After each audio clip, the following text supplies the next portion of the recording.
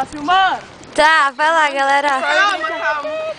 Pessoal vai brincar de Aquaman, colocar a camisinha. Olha a bunda da Olivia, que sexy. Para, olha. Realizando o sonho, meu Deus.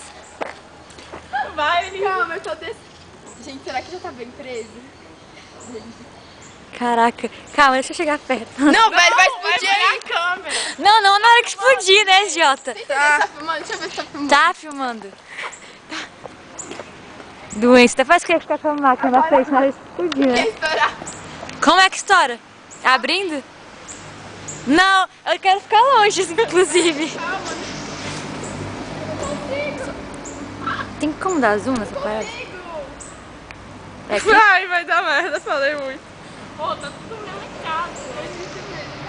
Oh, vai estourar na cabeça de vocês, velho. Essa parada. Você jogou no chão, velho. Elas são novas. Ah, tá bom, Olivia. Vai usar ela. Ué, mas já abriu. Ah, não abriu não.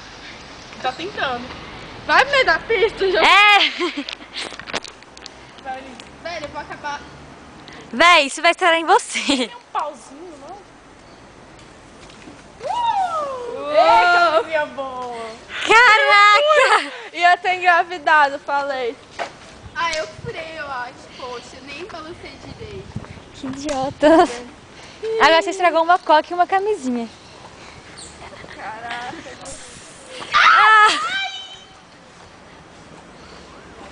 Vai explodir. Eu sou fez esse fio, beijo. Fui eu.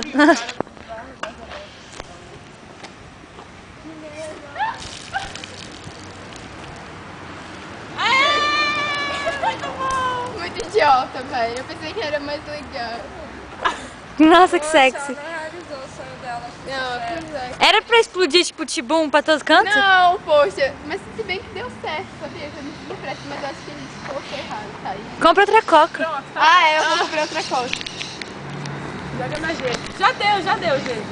Já deu? Já deu.